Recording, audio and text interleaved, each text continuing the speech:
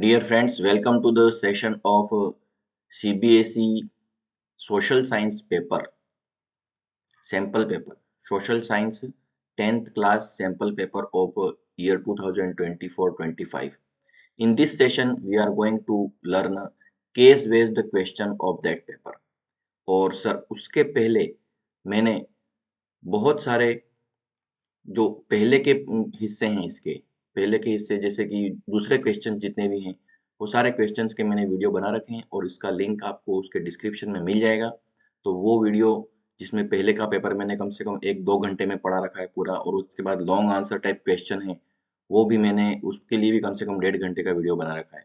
तो वो दोनों वीडियो आप देख लें और ये वीडियो स्पेशली मैंने केस बेस्ड क्वेश्चंस को समझाने के लिए ही मैं बना रहा हूँ। तो मेरे साथ बने रहें और पूरा वीडियो देखें ताकि आपको जो भी ये टॉपिक सीख रहे हैं उसको समझने का आइडिया मिल जाए कि इस तरह का क्वेश्चन आएगा तो हमको क्या करना चाहिए। इसमें सीबीएसई ने जो भी सैंपल पेपर जारी किया है उसको हम पढ़ रहे हैं और उसका आंसर कैसे सीबीएसई दे रहा है वो समझ रहे हैं। इससे हमको ये आइडिया लग जाएगा कि एग्जाम में जब हमारा पेपर आएगा तो उस पेपर में क्वेश्चन कैसे पूछा जाएगा और उस क्वेश्चन का आंसर हमको किस तरीके से देना है। तो आइए स्टार्ट करते हैं आज का टॉपिक। इसके पहले आपसे रिक्वेस्ट करता हूँ कि आप अगर अच्छे से इस टॉपिक को सीख रहे हो तो आपके जैसे जो गुड लर्नर्स हैं उनको आप लाइक शेयर और सब्सक्राइब कर दें ताकि टॉपिक का क्या होगा कि उनको भी जैसे कोई दिक्कत आ रही है तो वो समझ पाएंगे इसको। आइए स्टार्ट करते हैं आज का टॉपिक। तो हम इसके अंदर केस बेस्ड क्वेश्चंस ले रहे हैं सोशल साइंस के। तो स्टार्ट करते हैं।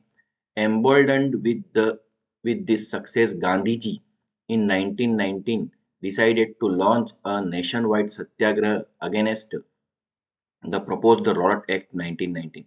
Emboldened with this success ये क्या है, पहले से पैराग्राफ के अंदर से चल रहा है। महात्मा गांधी को उसके पहले भी सक्सेस मिल चुकी है। एम्बोल्डन मतलब उससे एनर्जेटिक होकर के या किसी से उनको पावर मिला। किस चीज़ से पावर मिला? पहले कुछ उन्होंने जैसे खेड़ा के सत्याग्रह किए थे, अहमदाबाद के सत्याग्रह किए थे, उसके बाद चंपारण के ये सब किए थे। उसके बाद गांधी जी 1919 में पावरफुल हो चुके थे। तो ये इसके लिए लिखा है embolden with success. Gandhi ji को जो भी पहले सक्सेस मिली उससे वो बोल्ड हो गए थे और भी मजबूत हो गए थे। तो Gandhi ji in 1919 decided to launch nationwide satyagraha. पूरे देश में सत्याग्रह नेशन वाइड पूरे देश में सत्याग्रह चालू करने के लिए महात्मा गांधी ने डिसाइड किया था। किसके अगेंस्ट वो सत्याग्रह कर रहे थे? तो रॉलट एक्ट 1919 के अगेंस्ट सत्याग्रह करने के लिए महात्मा गांधी ने डिसाइड कर लिया था। This act had been hurriedly passed through the imperial legislative council. ये एक्ट बहुत जल्दी जल्दी पास कर दिया गया था। हरीडली का मतलब होता है जल्दी जल्दी पास कर दिया गया था। किसके द्वारा पास किया गया था? Imperial legislative council. तो ये एक्ट है वो इंपीरियल लेजिस्लेटिव काउंसिल जो होती है, इंपीरियल का मतलब ये है तो जो हमारे पे रूल करने वाले अंग्रेज हैं। तो अंग्रेजों के अधीन जो काउंसिल बनी हुई थी, लेजिस्लेटिव का मतलब कानून बनाने से संबंधित काउंसिल है वो। तो इंपीरियल जैसे अपने देश में अभी लेजिस्लेचर है कि नहीं है, वैसे पहले भी लेजिस्लेचर था लेकिन वो इंपीरियल लेजिस्लेटिव काउंसिल थी। क्यों थी? क्योंकि अंग्रेजों के अंडर में थी वो। तो इंपीरियल लेजिस्लेटिव काउंसिल ने ये कानून बनाया था। कौन सा कानून बनाया था भाई? रॉलट एक्ट नाम का जो कानून है, ये कानून जो है वो इंपीरियल लेजिस्लेटिव काउंसिल ने बहुत जल्दी जल्दी बना दिया फटाफट। क्यों बना दिया? वो आगे आ रहा है। Despite united opposition of the Indian member, Indian मेंबरों ने इस कानून का विरोध भी किया था। डिस्पाइट का मतलब के बावजूद। Despite united opposition of the Indian member, Indian members के मिल करके उन्होंने विरोध किया इस कानून का, फिर भी उसके बावजूद भी, डिस्पाइट का मतलब होता है के बावजूद भी उन्होंने ये कानून बना दिया, जबरदस्ती कानून बना दिया, Rowlatt act. It gave an it gave the government enormous power. Enormous power का मतलब बहुत ज्यादा पावर मिल जाना। इस कानून ने सरकार को बहुत पावर दे दी। टू रिप्रेस पॉलिटिकल एक्टिविटीज, सरकार जो पॉलिटिकल एक्टिविटीज करते हैं लोग, पॉलिटिकल मतलब राजनीति करने का काम करते हैं ना जो लोग, तो उस राजनीति करने के काम को रिप्रेस करने की ताकत मिल गई। रिप्रेस करना मतलब उनको दबा देना। And allowed detention of political prisoner, और इसके कारण से डिटेंशन करने मतलब रोक देना। किसको? पॉलिटिकल प्रिजनर्स को। जो भी लोग पॉलिटिकल एक्टिविटी करते हैं उनको किसी भी करके रोकना। डिटेंशन का मतलब क्या होता है? रोकना। तो जो भी ऐसे लोग हैं जो पॉलिटिकल एक्टिविटी करते हैं उनको प्रिजनर बना देना, और ऐसे प्रिजनर्स और जेल में डाल देना, और जेल में डाल करके उनके काम जितने भी हैं जो कि वो पॉलिटिकल एक्टिविटी कर रहे हैं या भारत देश के लिए काम कर रहे हैं, उन लोगों को रोकने का काम कर रहा था ये कानून, विदाउट ट्रायल। और तो और इसके अंदर सबसे इम्पोर्टेंट बात थी कि कोई ट्रायल नहीं होता था। जैसे किसी आदमी को अरेस्ट कर लिया है तो उसमें कोर्ट में कोई कार्रवाई नहीं करनी पड़ती थी और ये प्रूव नहीं करना पड़ता था कि ये आदमी को वास्तव में जेल में रखने की जरूरत है कि नहीं। तो ट्रायल या कोर्ट की कार्रवाई होती नहीं थी। बिना कार्रवाई के किसी भी इंसान को 2 साल तक तो कम से कम अरेस्ट कर सकते हैं। ओनली किस बेस पर कि सरकार को लग गया है कि ये आदमी कोई न कोई ऐसी एक्टिविटी कर रहा है जो देश के लिए नुकसानदायक है, ऐसा इल्जाम लगा करके उसको 2 साल के लिए जेलों में बिना किसी ट्रायल के या बिना किसी कानूनी कार्रवाई के, बिना कोर्ट में पेश किए उसको सीधा जेल में डाल देते थे। ऐसा कानून था रॉलट एक्ट। और इंडियन लोगों ने तो विरोध किया था, उनको तो पता चल गया था कि ब्रिटिश लोगों ने इंडियन पॉलिटिकल लीडर्स को ही रोकने के लिए ये कानून बनाया है। तो उन्होंने क्या किया था, इस कानून का विरोध करना चालू कर दिया था। अंग्रेज विरोध करेंगे कि नहीं करेंगे? वो तो नहीं करेंगे, क्योंकि उनके फायदे के लिए कानून बन रहा है, तो वो क्यों विरोध करेंगे? वो तो रूल करने और कमाने आए थे यहाँ पे। तो इंडियन लोगों को ऐसे करके जेल में डाला जा रहा था, और इंडियन लीडर जो भी अंग्रेजों का विरोध करते हैं उन लीडर के ऊपर ये रॉलट एक्ट का कानून लगा करके उनको सीधा जेल में डाल देते थे, और 2 साल तक जेल में डाले रखेंगे। कोई कार्रवाई और कोई भी कानूनी कार्रवाई नहीं होगी उसके ऊपर, और कोर्ट में किसी भी तरह की सवाल जवाब किए बिना ही सीधा, मतलब इसके अंदर हिंदी में यूँ कहा जाता है कि नो वकील, न तो वकील कर सकते हैं, न अपील कर सकते, न ही रिक्वेस्ट कर सकते। वकील मतलब कोई एडवोकेट नहीं कर सकते, अपील मतलब कोई रिक्वेस्ट नहीं कर सकते, और न कोई आर्ग्यूमेंट कर सकते हैं। तीनों का मतलब है कि न तो आप आर्ग्यूमेंट कर सकते हो, न ही एडवोकेट कर सकते हो, न ही न वकील, न दलील और न अपील। तीनों बातें इसमें करनी संभव नहीं थी। वकील का मतलब एडवोकेट नहीं कर सकते हैं, मतलब ट्रायल नहीं होगा। अपील मतलब रिक्वेस्ट नहीं होगी, कोई रिक्वेस्ट नहीं कर सकते कि हमको छोड़ दो या हमको क्यों अरेस्ट किया, ऐसा कुछ पूछ नहीं सकते हैं। और न ही कोई आर्ग्यूमेंट कर सकता है, न ही कोई दलील दे सकता है अपनी। इस तरह का ये खराब कानून था, और सारे इंडियन पॉलिटिकल लीडर्स थे, उनको दबाने के लिए ये कानून बनाया गया था। तो ये रोकना चाहते थे इस कानून को। तो महात्मा गांधी भी इंडियन लीडर ही हैं बहुत बड़े। Mahatma Gandhi wanted non violent civil disobedience against such unjust laws. Mahatma Gandhi चाहते थे non violent civil disobedience movement. किसके लिए चाहते थे? सच अनजस्ट लॉ, ऐसा अनजस्ट मतलब अन्याय वाला कानून था।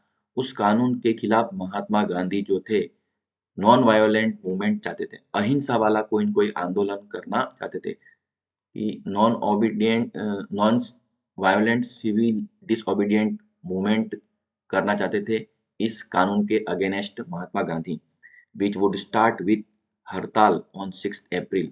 और जो कब शुरू किया महात्मा गांधी ने? महात्मा गांधी ने इस कानून का विरोध एक हड़ताल के जरिए, हड़ताल मतलब को इंग्लिश में बोलते हैं स्ट्राइक, लेकिन यहाँ पे हड़ताल वर्ड हिंदी में भी, हिंदी वाला वर्ड भी इंग्लिश में लिख के दे रखा है। तो महात्मा गांधी ने 6 अप्रैल को हड़ताल करके या स्ट्राइक करके इस मूवमेंट को शुरू कर दिया। किस मूवमेंट को? Civil disobedience against Rowlatt act. Rowlatt act के खिलाफ सिविल डिसओबीडियंट मूवमेंट चालू कर दिया था महात्मा गांधी ने। तो ये हमने इस पैराग्राफ को समझा है। ये पैराग्राफ हमारी बुक से दिया हुआ है।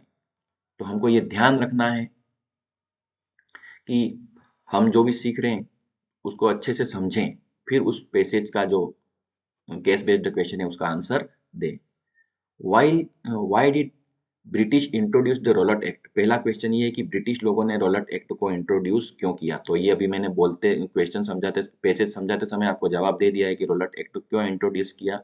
तो repress political activities of Indian, Indian जो लीडर हैं उनकी पॉलिटिकल एक्टिविटीज को रिप्रेस करने के लिए भारत के नेता बहुत ही ज़्यादा ऐसा कुछ नहीं कर पाए कि ब्रिटिश लोगों का रूल करना मुश्किल हो जाए। बस उस चीज़ को दबाने के लिए ही रॉलट एक्ट बनाया गया था। Examine the effect of this act in on Indian, Indian के लोगों पे क्या इफेक्ट पड़ा इस एक्ट का। और तीसरा है Mahatma Gandhi respond to the Rowlatt act, Rowlatt Act बनाया तो महात्मा गांधी ने क्या जवाब दिया। Provides one reason for his reaction, उस रिएक्शन के लिए वन रीजन दीजिए। तो पहला हम देखते हैं why did British introduce the Rowlatt act, उसका आंसर सीबीएसई किस तरीके से पसंद करता है। तो One of the primary reason for this Rowlatt Act, one of the primary reason for this Rowlatt Act was suppress the growing nationalist movement and unrest in India. Primary reason Rowlatt act का एक ही था, suppress the growing nationalist movement. जो भी nationalist movement है उसको रोकने के लिए इन्होंने ये काम किया था। One of the primary reason for Rowlatt act was to suppress, suppress का मतलब होता है दबाना, growing nationalist movement, nationalist movement जो हो रहे थे देश में उसको सप्रेस करने के लिए, उनको दबाने के लिए रॉलेट एक्ट बनाया गया था। और अनरेस्ट इन इंडिया, भारत में कोई अनरेस्ट क्रिएट नहीं कर दे, अव्यवस्था पैदा नहीं कर दे, इस अव्यवस्था को रोकने के लिए भी मूवमेंट ये रॉलेट एक्ट बनाया गया था। The Rowlatt act gave the colonial authorities का मतलब जो अंग्रेज हैं उनका जो रूल है वो, तो कॉलोनियल रूल जो है उसको रॉलेट एक्ट क्या देता था, पावर देता था to arrest and detain individual without trial. किसी भी व्यक्ति को अरेस्ट करने का पावर रॉलेट एक्ट से मिल गया था अंग्रेजों को, और उनको डिटेन करना अर्थात रोके रखना, बिना किसी कोर्ट की कार्रवाई के किसी भी आदमी को अरेस्ट करके जेल में डाल देते थे ये लोग, और उसको बंद रखते थे उसमें, making it easier to suppress political opposition and prevent further nationalist agitation.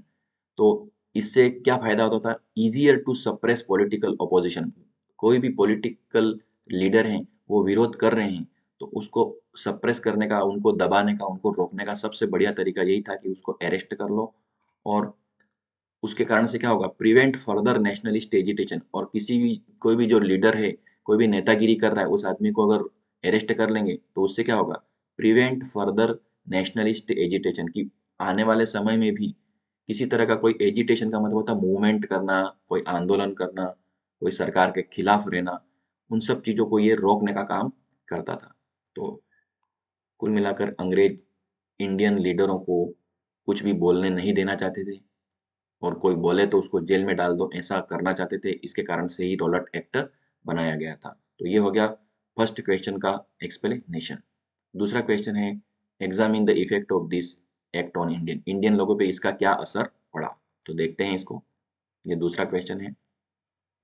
The act gave the authorities the power to prohibit public gathering and censor the press. इस एक्ट ने क्या किया, सरकार, इस एक्ट से सरकार को क्या मिल गया, प्रोहिबिट पब्लिक गैदरिंग, कोई भी लोग इकट्ठा नहीं होंगे, इकट्ठा होकर कोई मीटिंग वगैरह करेंगे ये सब नहीं कर सकते, क्योंकि लोग इकट्ठा हो जाएंगे तो अंग्रेजों के खिलाफ ही काम करेंगे। इसलिए पब्लिक गैदरिंग जो है उसको रोकने के लिए ये कानून बना हुआ था। ये असर पड़ा कि सरकार जो है लोगों को कहीं पर भी इकट्ठा या गैदर होने नहीं देना चाहती थी। और सेंसर द प्रेस, और प्रेस या अखबारों में कुछ भी खबर छपती थी तो वो जो खबर है उसको सेंसर किया जाता था। सेंसर मतलब वो खबर में अंग्रेज उस खबर को चेक करते थे, ब्रिटिश गवर्नमेंट उस खबर को चेक करती थी कि उसमें ऐसी कोई चीज़ तो नहीं है जो ब्रिटिश लोगों के खिलाफ हो, तो उसकी जांच पड़ताल की जाती थी और उसके बाद वो चीज़ पब्लिश होती थी और प्रिंट होती थी। तो ये भी पावर उनको इसी एक्ट से मिल जाता है। ये होने लग गया। उसके बाद this curved the freedom of speech and assembly, इससे कौन सी फ्रीडम है वो कर्ब्ड होती है। कर्ब्ड होने का मतलब होता है, दिस कर्ब्ड, कर्ब्ड का मतलब होता है रोकना, stopped, this stopped the freedom of speech and assembly. Curved का मतलब होता है stopped, this stopped the freedom of speech and assembly. भाषण देना और असेंबली करना, कोई मीटिंग करना, उन सब की फ्रीडम को इसने स्टॉप कर दिया इस रॉलेट एक्ट ने। ये इसका असर था। As Indians were no longer free to express their political views, Indian लोग अब अपनी पॉलिटिकल कोई भी बात है उसको कहने के लिए स्वतंत्र या आज़ाद नहीं थे। होल्ड पब्लिक मीटिंग, कोई भी इंडियन लोग हैं वो मीटिंग्स नहीं कर सकते थे। और publish materials critical critical of British rule, British rule का क्रिटिक्स कर सके, ब्रिटिश रूल का विरोध कर सके, ऐसा कोई मटेरियल पब्लिश भी नहीं कर सकते थे वो, without asking arrest and prosecution. और लोगों को बिना किसी, विदाउट रिस्किंग अरेस्ट और लोगों को अरेस्ट कर लिया जाता था और उनको बिना किसी प्रोसिक्यूशन के अरेस्ट कर लेते थे। प्रोसिक्यूशन का मतलब कोई भी कानूनी कार्रवाई, बिना किसी लीगल एक्ट के, बिना किसी कानूनी कार्रवाई के किसी भी व्यक्ति को अरेस्ट कर लेते थे। ये सब ब्रिटिश रूल कर सकते थे इस एक्ट के जरिए, इसलिए ये इसका असर था। अब है random arrest and detention power under the Rowlatt act led widespread misuse of power. अब इसमें क्या करने लग गए, ये रैंडम अरेस्ट करने लगे। रैंडम अरेस्ट करने का मतलब होता है किसी को भी, किसी के ऊपर भी डाउट हुआ ना, अचानक से उसको अरेस्ट कर लिया। किसी के ऊपर भी, किसी को भी रैंडमली अरेस्ट, अचानक किसी को अरेस्ट कर दिया। And detention power under Rowlatt act, और डिटेंशन करने का मतलब होता है किसी को रोक लेना, तो या जेल में डाल देना। तो रैंडम अरेस्ट कर लेना और डिटेंशन कर लेना, उसके कारण से wide wide spread misuse of power होने लग गया। मतलब इस एक्ट का मिस यूज होने लग गया सब जगह।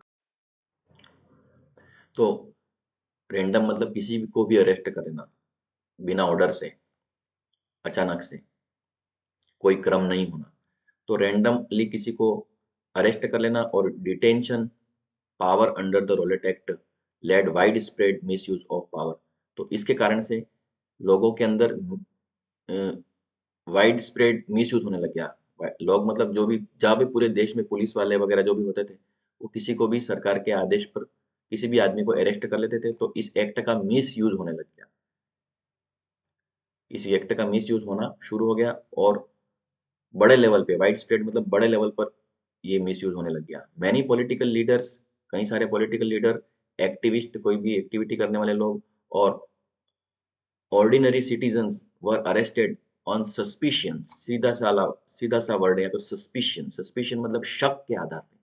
सस्पिशन का मतलब होता है शक के आधार पर बहुत सारे पॉलिटिकल लीडर्स को अरेस्ट कर लिया, कोई एक्टिविस्ट होते हैं उनको अरेस्ट कर लिया, और ऑर्डिनरी लोगों को भी अरेस्ट कर लिया था इस रोलट एक्ट के तहत। Of being involved in anti British activities, उनके ऊपर आरोप सिर्फ एक ही चीज का लगते थे, यू आर एंटी ब्रिटिश, कि आप एंटी ब्रिटिश एक्टिविटी कर रहे हो। एंटी ब्रिटिश एक्टिविटी, अंग्रेजों के खिलाफ कुछ कर रहे हो, एंटी ब्रिटिश एक्टिविटी कर रहे हो, ऐसा कह करके उनको अरेस्ट किया जाता था। अब क्या किया वो तो बताते ही नहीं थे।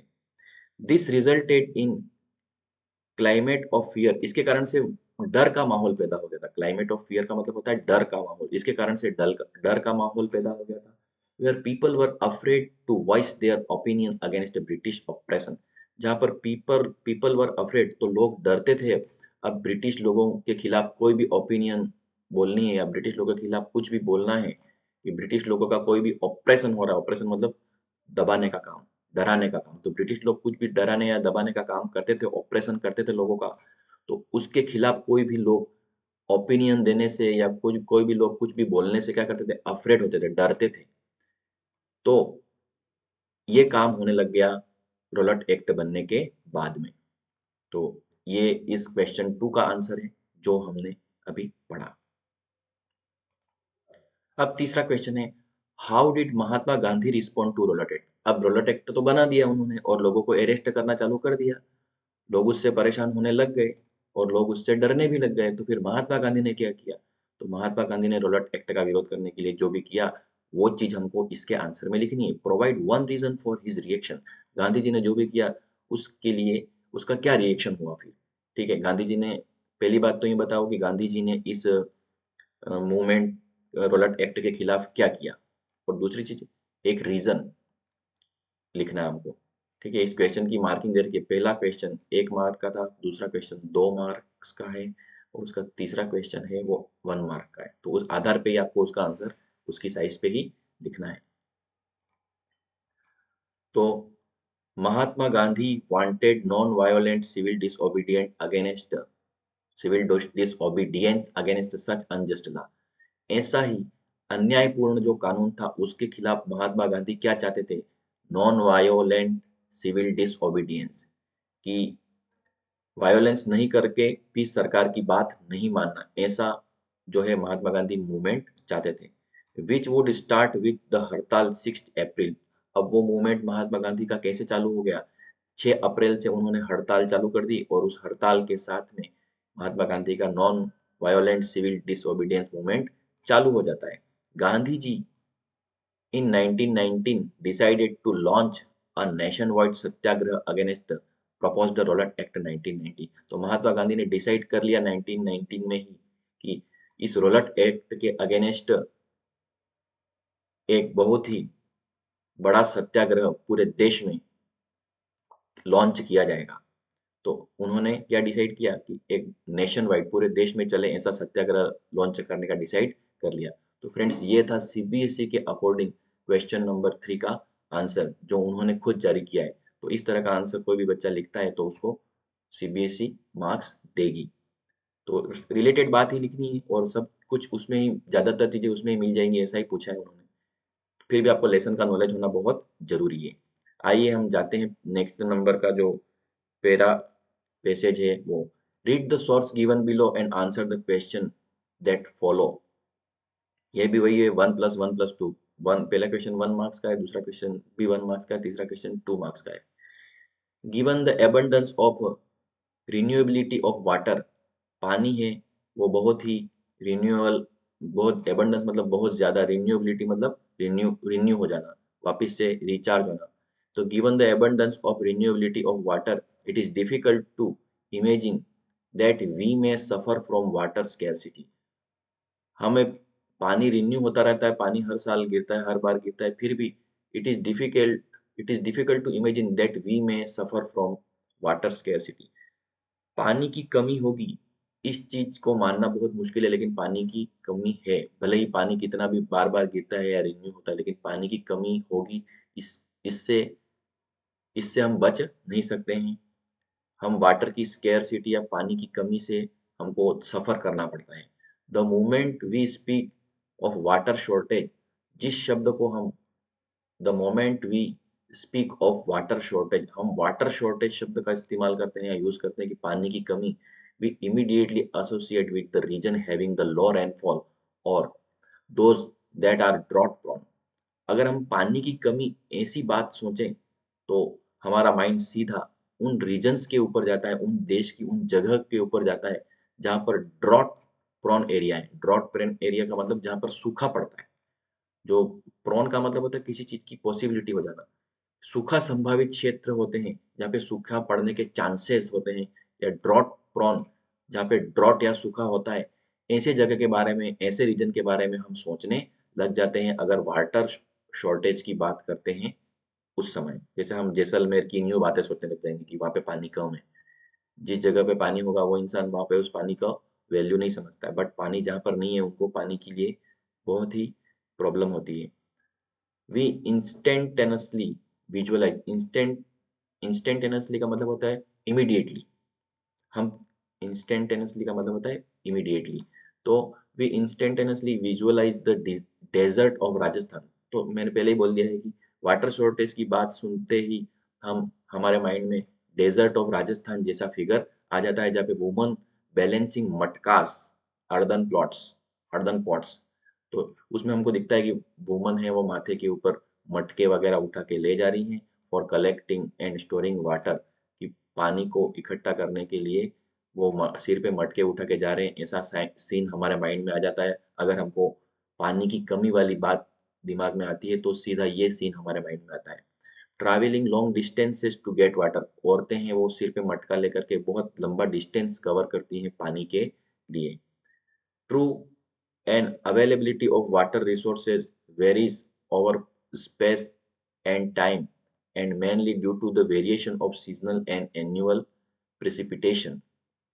तो ट्रू, ये बिल्कुल सच बात है। The availability of water resources varies, varies varies का मतलब होता है अलग अलग है। देश के अंदर पानी के रिसोर्सेज का मामला सब जगह अलग अलग है। कहीं पे पानी खूब कम है, कहीं पे खूब ज्यादा है, कहीं पर एवरेज है। तो वाटर रिसोर्सेज की अवेलेबिलिटी है ना देश के अंदर सब जगह अलग अलग है। कहीं पे खूब पानी है, कहीं पे कम है। तो अलग अलग जगह जो है और अलग अलग टाइम के आधार पर पानी है वो, उसकी अवेलेबिलिटी सब जगह वेरीज करती है। अलग अलग स्थितियां हैं पानी के मामले में। Mainly due to the variation of seasonal और एनुअल प्रेसिपिटेशन। और इसका रीजन क्या है? एक तो सीजनल वेरिएशन होता है और दूसरा होता है एनुअल प्रेसिपिटेशन। प्रेसिपिटेशन का मतलब होता है बारिश, कि एनुअल बारिश किस जगह पर कितनी होती है उस आधार पे। तो एनुअल रेनफॉल कितनी होती है, प्रिसिपिटेशन किस जगह पर कितना होता है, उस पर डिपेंड करता है कि वहाँ पर पानी कितना रहेगा साल भर, क्योंकि इससे ही तो चार्ज होता है ज़मीन में पानी। तो एनुअल रेनफॉल पे डिपेंड करता है कि कितना वाटर अवेलेबल होगा। But water scarcity most cases caused by over exploitation, excessive use and unequal access to water among different social groups। तो वाटर स्केर्सिटी अब पानी की कमी का सबसे मेन कारण होता है। स्केर्सिटी का मतलब कमी हो जाना। मेन कॉज, उसका मेन कारण होता है ओवर एक्सप्लॉइटेशन, कि लोग पानी का क्या करते हैं, ओवर एक्सप्लॉइटेशन करते हैं, ज़रूरत से ज़्यादा निकाल लेना, ज़रूरत से ज़्यादा यूज़ कर लेना।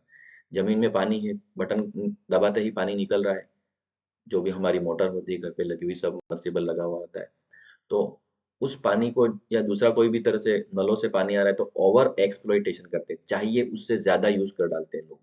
तो ये पानी का ओवर एक्सप्लॉइटेशन होता है। ज़मीन को के ऊपर बहुत लोड पड़ता है, पानी के सोर्सेस, पानी ज़मीन से कम पड़ता है धीरे-धीरे, उसके कारण से एक्सेसिव यूज़, बहुत ज़्यादा यूज़ करना और अनइक्वल एक्सेस, कोई लोग तो बहुत ज़्यादा पानी यूज़ कर रहे हैं, कोई लोग बहुत कम पानी यूज़ कर रहे हैं। इसके कारण से क्या होता है, पानी की कमी का सबसे बड़ा रीज़न यही है, over exploitation, excessive use and unequal access to water to different social group. अलग-अलग प्रकार के लोग पानी का उपयोग अलग-अलग तरीके से कर रहे हैं और कुल मिलाकर उसमें बहुत ज़्यादा यूज़ कर रहे हैं पानी का। ये पानी की कमी का सबसे बड़ा कारण है। एक इंसान नहाने के लिए 1 बाल्टी पानी से ही नहा लेता है। एक इंसान ऐसा है जो पानी है ही नहीं तो एक आधी बाल्टी से ही नहा लेता है, बकेट से। कोई इंसान स्विमिंग पूल में बैठ के नहा रहा है, घर के अंदर बाथ टब बनाया है, एक कोई स्विमिंग पूल में भी नहाता है, कोई बाथ टब में नहा लेता है। तो एक ही काम के लिए लोग कितना-कितना तरह का पानी यूज़ कर लेते हैं। तो ये पानी की कमी का सबसे बड़ा कारण बनता है कि अनइक्वल एक्सेस होता है पानी का। क्या क्वेश्चन पूछे उसमें? देखो, हमें इस पैराग्राफ को इतना सारा क्यों बोल रहा हूँ पता है? इस पैराग्राफ को गहराई से समझ लेने की ज़रूरत पड़ती है हमको, उसके बाद हम उसके आंसर्स को देने में हमारे लिए सही रहता है। Give any one reason that could contribute water scarcity in future. ऐसा कारण बताइए जिससे कि वाटर स्केर्सिटी जो है, फ्यूचर में भी वाटर स्केर्सिटी के बारे में हमको पता चले। कुल मिलाकर उसमें ये पूछा है कि give any one reason that could contribute water scarcity in future. भविष्य में भी पानी की कमी बनी रहेगी, ऐसा कोई भी एक कारण बताओ। ऐसा कारण बताओ जो ये शो करता है कि पानी की कमी है वह बनी रहेगी, या पानी की कमी या वाटर स्केर्सिटी का मेन कारण क्या है जो आज भी है और बाद में भी बना रहेगा। तो ऐसा कारण क्या हो सकता है, देखते हैं। Water scarcity is most cases caused by over exploitation. पानी की कमी का सबसे मुख्य कारण है ओवर एक्सप्लॉइटेशन, जो अभी हमने पैराग्राफ में देख लिया है, ज़्यादा पानी का जमीन से निकालना। दूसरा एक्सेसिव यूज, अब निकाल करके ज़्यादा यूज करना। और एक और कारण है unequal access to water among the different social group, और अलग अलग लोगों के द्वारा पानी का अनइक्वल एक्सेस होना, किसी को बहुत ज़्यादा पानी मिल रहा है, किसी को कम पानी मिल रहा है, किसी को एवरेज लेवल पे पानी मिल रहा है। तो ये तीनों चीज़ें हैं पानी की कमी का कारण बनते हैं। नेक्स्ट है question number 2, why resident of Rajasthan would choose to install submersible water pump। कि राजस्थान के जो लोग हैं वो सबमर्सिबल वाटर पंप का उपयोग करते हैं, क्यों क्यों उपयोग करते हैं? सबमर्सिबल वाटर पंप क्या होता है, जमीन के अंदर जैसे खुदाई होती है, खुदाई के बाद जमीन के अंदर बहुत गहराई में पानी होता है, तो फिर वहां पर एक मशीन अंदर उतारी जाती है जिसको सबमर्सिबल कहते हैं, और फिर बटन दबाते फिर पानी यहाँ से सीधा घर के अंदर जाता है, घर के टैंक्स में जाता है, जमीन में से पानी खींचना पड़ता है नीचे से। तो क्वेश्चन का आंसर यहाँ पर है, people of Rajasthan have travel long distances for collecting water. पानी को इकट्ठा करने के लिए राजस्थान के लोग बहुत लंबा डिस्टेंस ट्रैवल करते हैं। हैविंग अ सबमर्सिबल, अगर घर पे सबमर्सिबल या कहीं पे भी कुएं में या जो भी खोद रखा है वहां पर सबमर्सिबल लगा हुआ है, water tank would solve the purpose of water. तो सबमर्सिबल वाटर टैंक है उसका, सबमर्सिबल यहाँ पर इसका उपयोग हम दूसरा वर्ड में है, सबमर्सिबल वाटर टैंक से क्या होती है, वाटर का प्रॉब्लम सॉल्व होता है। तो सबमर्सिबल के दो मतलब है भैया, तो वो एक मशीन होती है उसके लिए भी, और दूसरा यहाँ पर है कि घर के अंदर जो ये लोग टैंक रखते हैं तो उसके अंदर भी अ, पानी को भर के रखते हैं। और भर के रखने के बाद उस पानी को क्या कर सकते हैं, निकाल करके यूज़ कर सकते हैं। तो जहाँ पर लॉन्ग डिस्टेंस से पानी लाना पड़ता है उनको, तो उस प्रॉब्लम से बचने के लिए कलेक्ट वाटर जो डिस्टेंस लॉन्ग डिस्टेंस से वाटर कलेक्ट करके ले आते हैं, और having submersible water tank would solve the purpose of water. अगर घर पे ऐसे टैंक हैं जिसमें बहुत गहराई तक पानी भरा हुआ है अंदर, तो सबमर्सिबल वाटर टैंक है, उस वाटर की प्रॉब्लम का सॉल्यूशन करने काम आते हैं। तो सबमर्सिबल वाटर टैंक का यूज़ जो होता है, या सबमर्सिबल जो वाटर टैंक होता है उसका यूज़ क्यों करते हैं, तो वाटर की प्रॉब्लम का सॉल्यूशन करने के लिए करते हैं, ताकि वो पानी कलेक्ट करके रख पाएँ, और वो कलेक्ट किया हुआ पानी जो है उनको जब ज़रूरत हो तब उसका यूज़ कर पाएँ। नेक्स्ट है, why is water conservation crucial? Crucial का मतलब होता है इम्पोर्टेंट। पानी का कंज़र्वेशन करना मतलब बचा के रखना बहुत ही इम्पोर्टेंट क्यों है? डिस्कस एनी वन की for effective water management and conservation. Effective water management, अच्छे से वाटर मैनेजमेंट करने का कोई एक तरीका बताइए, और पानी को कंज़र्वेशन बचा के रखने का भी एक तरीका बताइए। तो वाटर कंज़र्वेशन क्यों ज़रूरी है और उसको कैसे करेंगे, दोनों चीज़ें बतानी है। तो हम देखते हैं, उसका सॉल्यूशन क्वेश्चन नंबर 3 में दे रखा है। Water conservation is crucial to provide clean water for human to sustain life. Water conservation इसलिए ज़रूरी है कि ह्यूमन बींग्स जो हैं वो अपनी ज़िंदगी बना के रख सकें, अपनी लाइफ बचा के रख सके, अपनी लाइफ को चला सके। लाइफ को सस्टेन करने के लिए वाटर का को बचा के रखना बहुत ही क्रूशियल है, बहुत ही इम्पोर्टेंट है। अगर आप वाटर का कंजर्वेशन करते हो तो आपकी जो ह्यूमन लाइफ है वह बनी रहेगी। Conservation of water requires lot of concerted effort. पानी को बचाने के लिए बहुत ही कॉन्सर्टेड का मतलब होता है स्ट्रॉन्ग, कॉन्सर्टेड का मतलब होता है स्ट्रॉन्ग। तो कॉन्सर्टेड का मतलब होता है स्ट्रॉन्ग एफर्ट्स करनी पड़ेगी, बहुत ज़्यादा एफर्ट्स करनी पड़ेगी पानी को बचा के रखने के लिए। For every person, from every person, हर इंसान को पानी को बचाने के लिए कोशिश करनी पड़ेगी पूरी दुनिया के अंदर।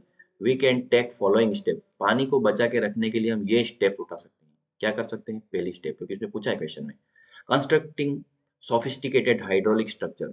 हम बना सकते हैं सोफिस्टिकेटेड हाइड्रोलिक स्ट्रक्चर। सोफिस्टिकेटेड का मतलब होता है बिल्कुल ऐसे रिफाइंड, अच्छे तरीके से बने हुए, बिल्कुल सिस्टमेटिक। हाइड्रोलिक स्ट्रक्चर, हाइड्रोलिक का मतलब ऐसे स्ट्रक्चर होता है जो पानी से चलने वाला कोई स्ट्रक्चर हो, जैसे कि डैम वगैरह। तो पानी जो है, हाइड्रोलिक मतलब कोई ऊंचाई पर ऐसा बनाया जाता है डैम जिसमें पानी इकट्ठा पैक हो जाता है पूरा। तो सोफिस्टिकेटेड हाइड्रोलिक स्ट्रक्चर बनाने की जरूरत पड़ती है, जैसे कि डैम। डैम है वो सोफिस्टिकेटेड हाइड्रोलिक स्ट्रक्चर है, तो पानी को बचा के रखना पड़ेगा इसके अंदर। बिल्ट ऑफ स्टोन रबल, ये स्टोन रबल से बन जाता है। स्टोन रबल का मतलब होता है बहुत सारा पत्थरों का मलबा। रबल मतलब होता है मलबा, मटेरियल। तो डैम किससे बनते हैं? स्टोन रबल से बनते हैं। तो उससे पानी को इकट्ठा करके रखा जा सकता है उसके अंदर। नेक्स्ट है रेजर्वर।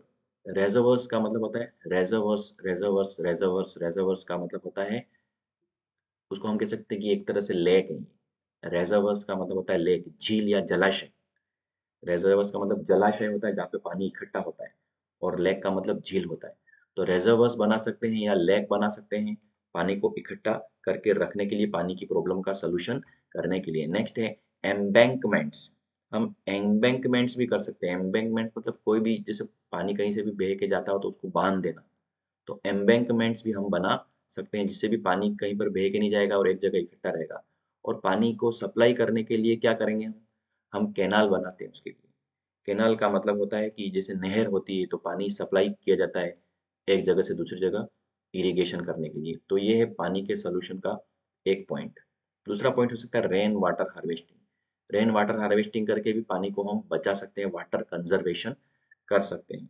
बारिश का पानी गिरता है, छत पे गिरता है, पाइप लगाओ, और वो पाइप से घर के पास में जो भी टैंक होगा उसके अंदर जाके इकट्ठा हो जाएगा, और उसका हम यूज़ कर सकते हैं साल भर तक या जितने भी टाइम तक। उसके अलावा वही पानी अगर ज़मीन में छोड़ दिया जाता है तो ज़मीन के अंदर भी वो चार्ज हो जाता है, ज़मीन के अंदर उतर जाता है, ऐसा भी करते हैं। तो रेन वाटर हार्वेस्टिंग लिख सकते हैं, या हम कंस्ट्रक्टिंग ये वाली लाइन लिख सकते हैं। दोनों में से कोई एक पॉइंट बोला है इन्होंने, क्योंकि एक रीजन पूछा है तो एक लिख सकते हो आप।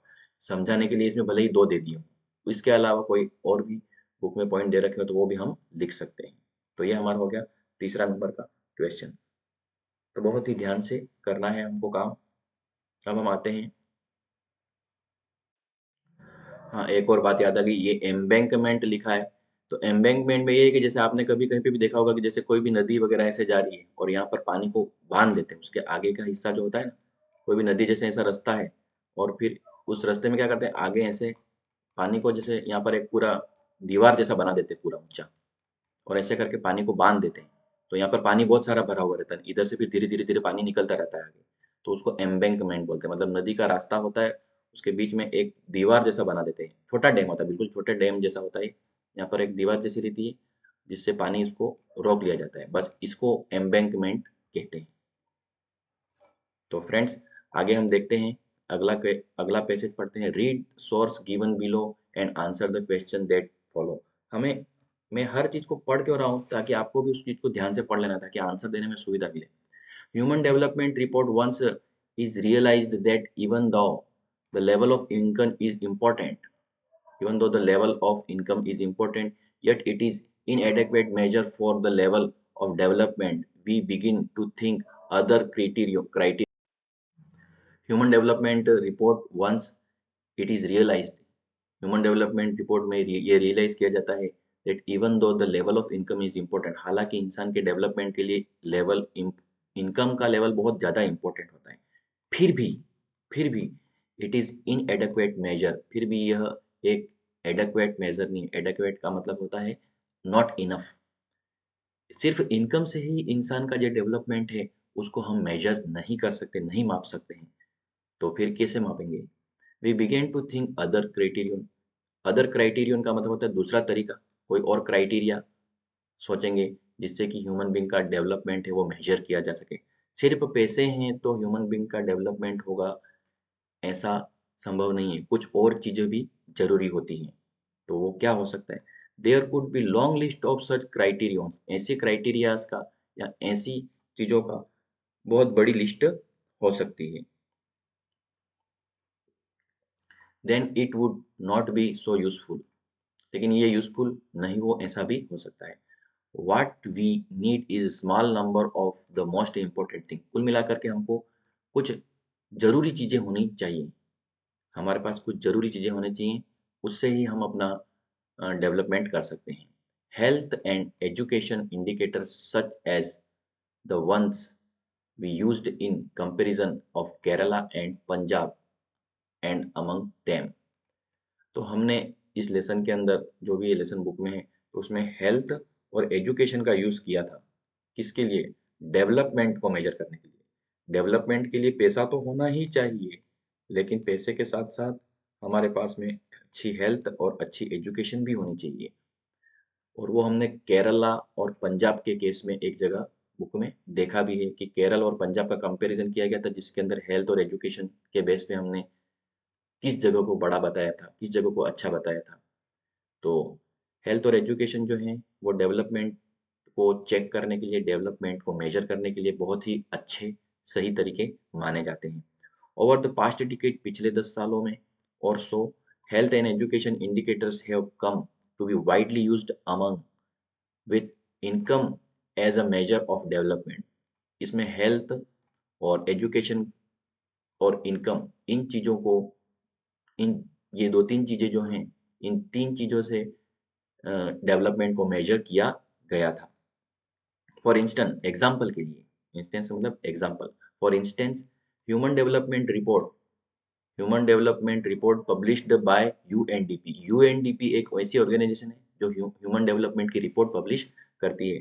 Compares country based on the educational level of the people, their health status and per capita income. तो सबसे इंपॉर्टेंट बात यह है कि यूएनडीपी ऐसी ऑर्गेनाइजेशन है जो जो इंसानों का डेवलपमेंट या ह्यूमन का डेवलपमेंट मेजर करने के लिए तीन खास चीज़ों के ऊपर फोकस करती है। एक तो एजुकेशन लेवल क्या है लोगों का, उसके बाद उनका हेल्थ का स्टेटस कैसा है, और उनकी पर कैपिटा इनकम कितनी है, प्रति व्यक्ति आय कितनी है।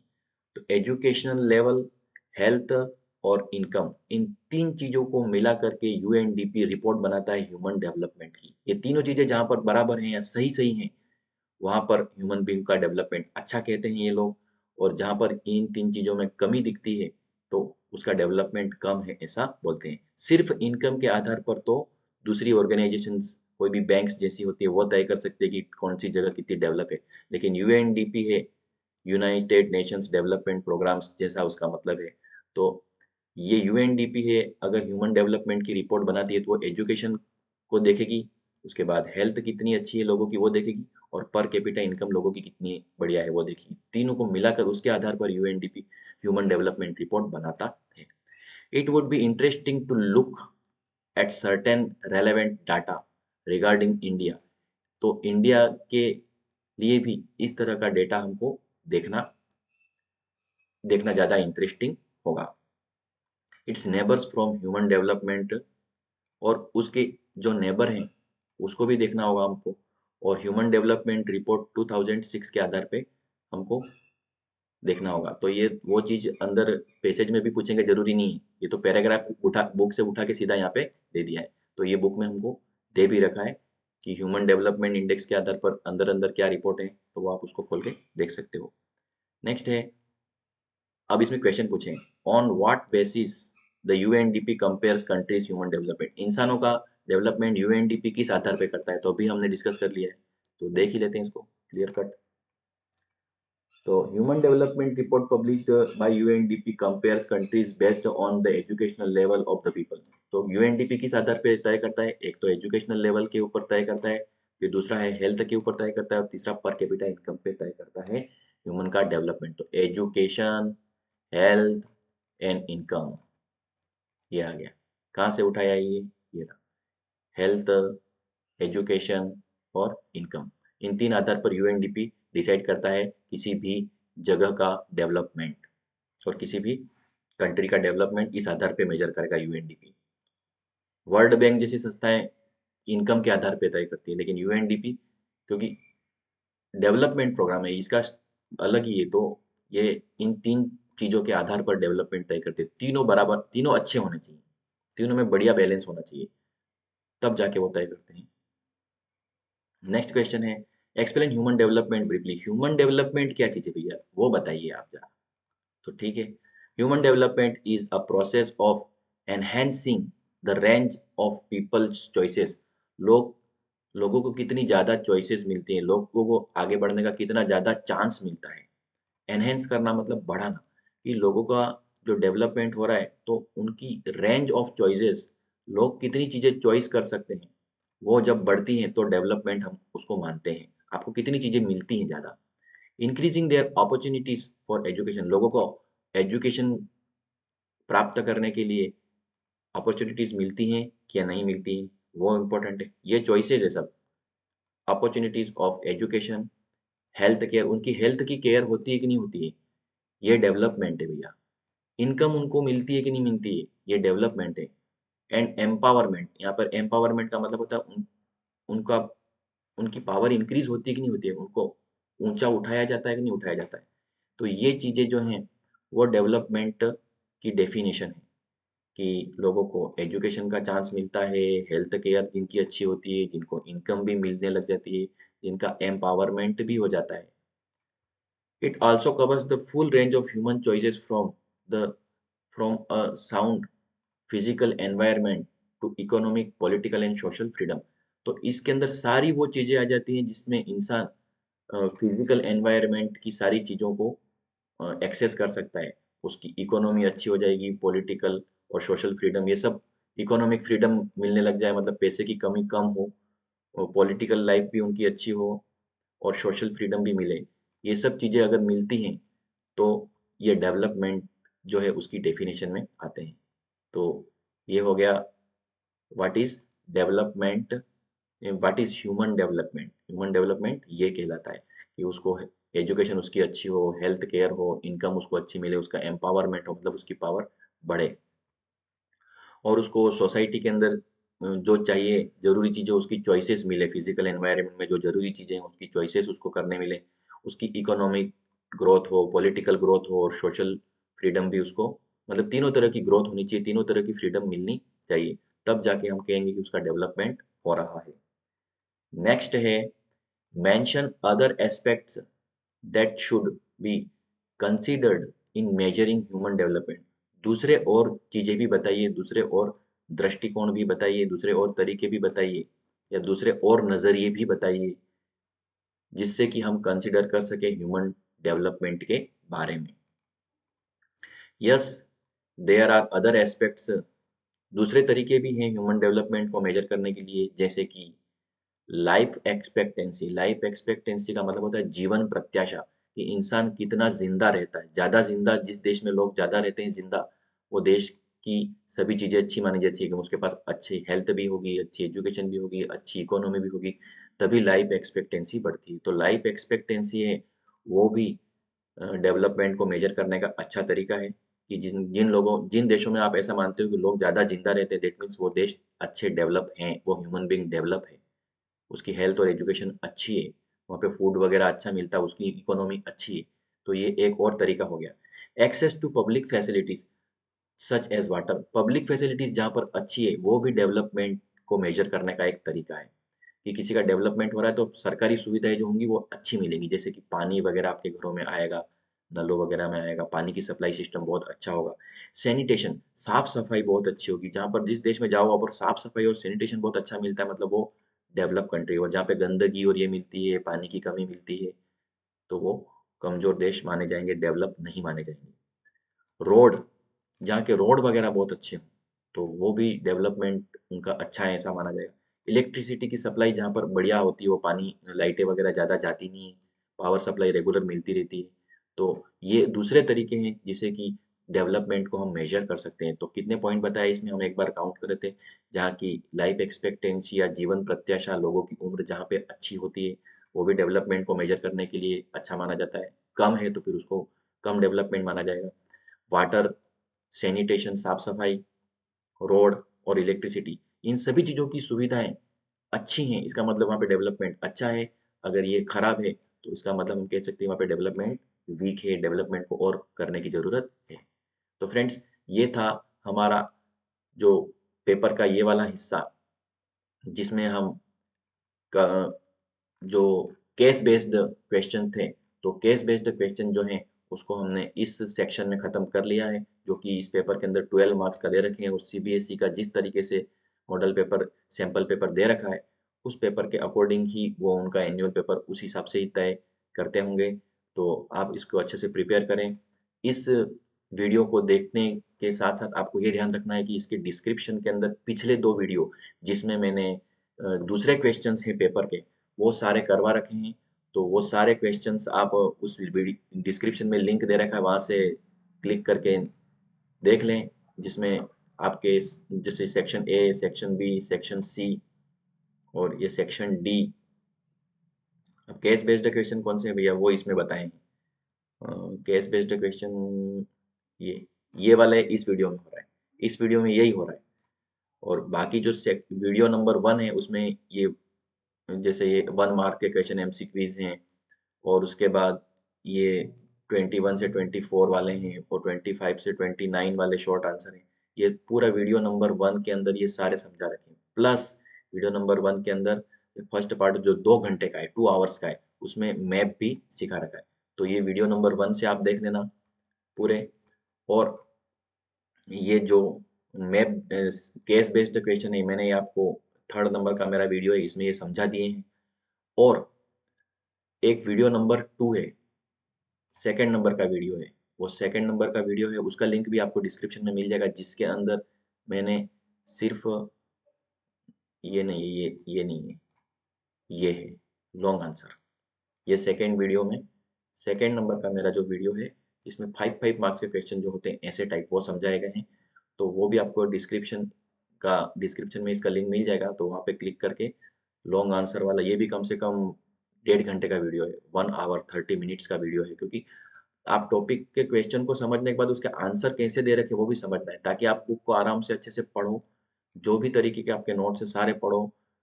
आपको खुद को पता चल जाना चाहिए कि क्वेश्चन कैसा आएगा और उसका आंसर हमको कैसा लिखना पड़ेगा। और सभी क्वेश्चन, किस तरह के क्वेश्चंस को करने के लिए हमको किस तरह का आंसर लिखना पड़ेगा, कितनी मेहनत हमको करनी है, तो वो आप पे डिपेंड करना करता है कि आपको क्या अचीव करना है पेपर के लिए, तो उसके लिए आपको क्या पढ़ना है।